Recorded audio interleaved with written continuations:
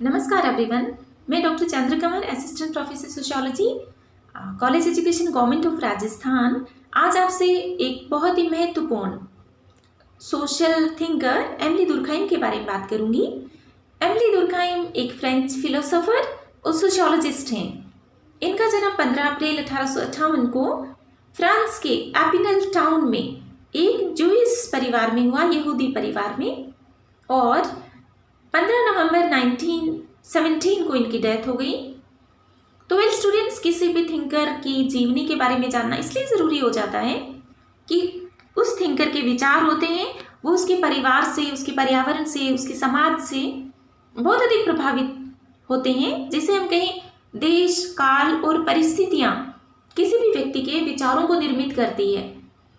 तो एमिली दुर्कheim जिस दौरान पैदा हुए थे, जिस दौरान उनका कार्यकाल था, उस समय फ्रांस भी एक बहुत ही परिवर्तन के दौर से गुजर रहा था। फ्रांसीसी समाज, औद्योगिक क्रांति, फ्रांसीसी क्रांति, इंडस्ट्रियलाइजेशन जिसे हम कहें, और अर्बनाइजेशन बढ़ रहा था, आधुनिकता आ रही थी।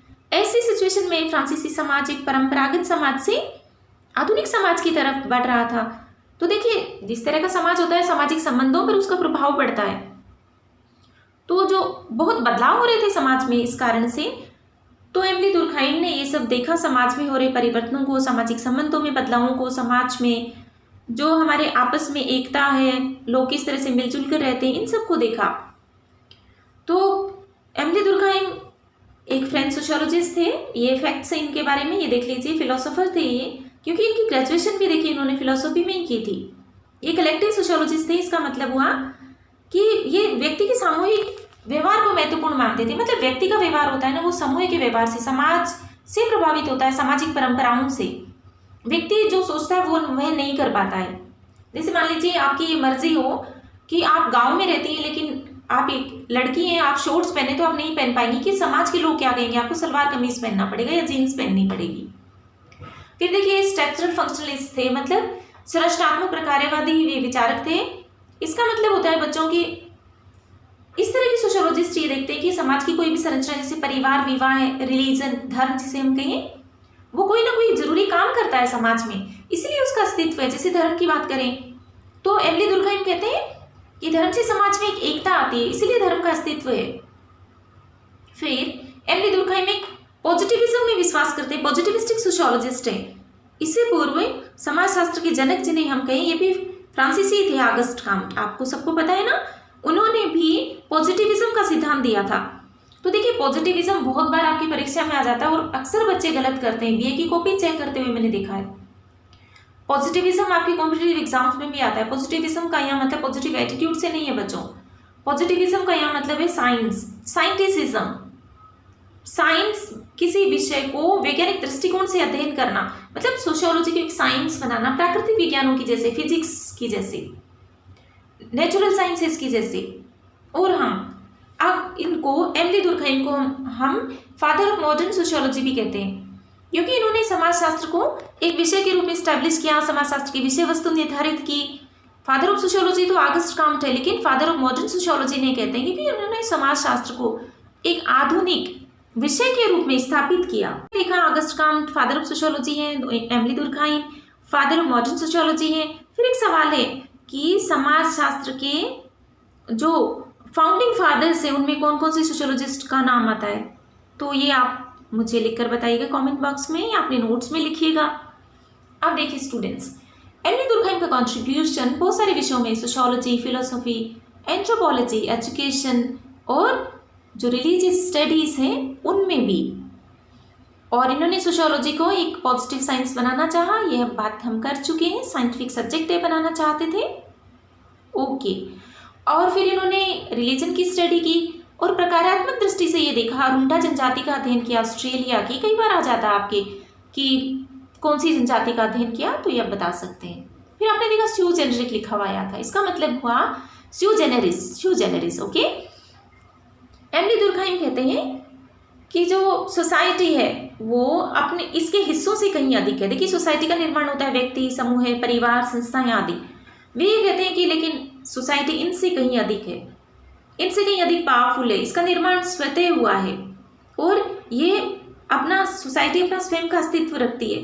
इंडिविजुअल से बनती है, व्यक्तियों से समाज बनता है, लेकिन समाज व्यक्तियों से कहीं और अधिक है। जैसे व्यक्ति सोचे कि मैं ऐसा करूं, मैं ये खाऊं, मैं ये पहनूं, मैं ये जॉब करूं, या मैं लेजी रहूं, मैं काम नहीं करूं, तो उसको समाज उसकी आलोचना करता है ना। उदाहरण के लिए जैसे आजकल बिना विवाह किए साथ रहना, बॉयफ्रेंड गर्लफ्रेंड, लेकिन भारतीय समाज का सामाजिक तथ्य ये है कि मैरिज करना जरूरी है, तो आप नहीं रह सकते इस तरह से, आप चाहते हुए भी नहीं रह सकते।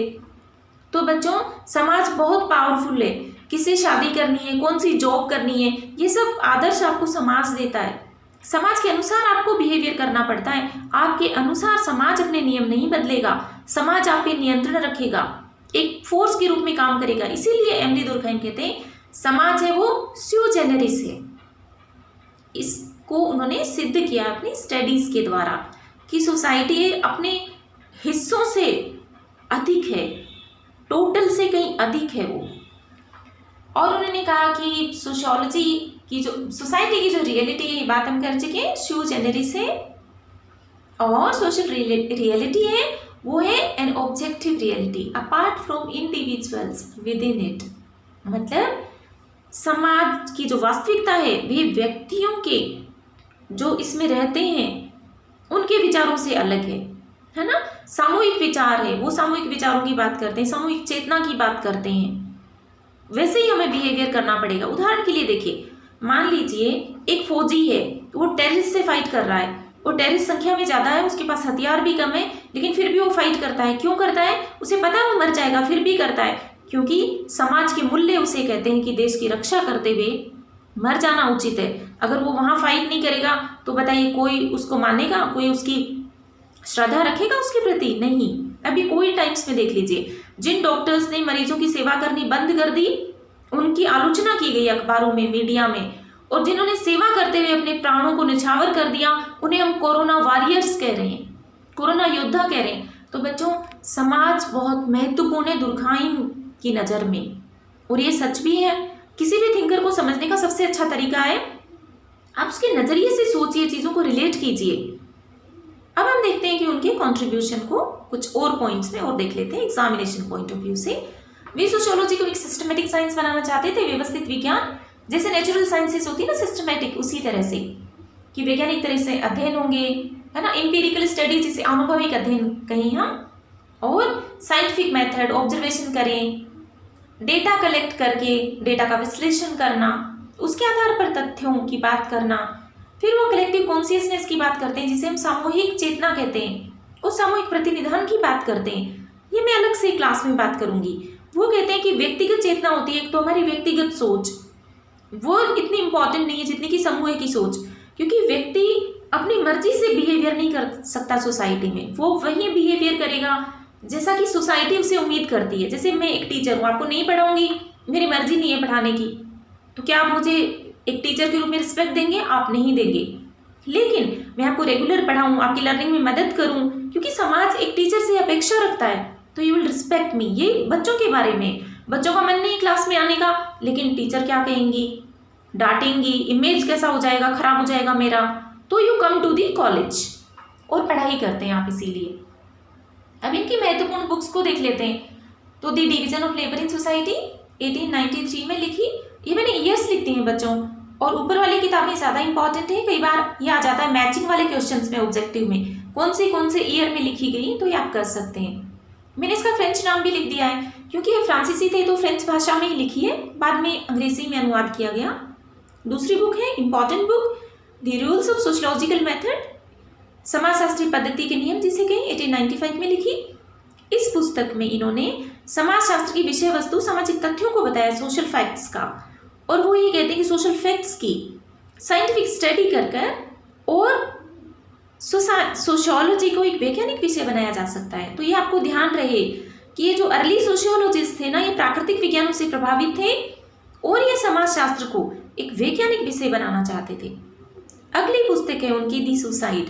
देखिए, दी सुसाइड बुक से आप बहुत अच्छे से समझ सकते हैं कि ये किस सामूहिक चेतना क्या होती है, सामूहिक प्रतिनिधान क्या होते हैं, और वो सामूहिक सोशियोलॉजिस्ट इन्हें हम कलेक्टिव सोशियोलॉजिस्ट हम इन्हें क्यों कहते हैं।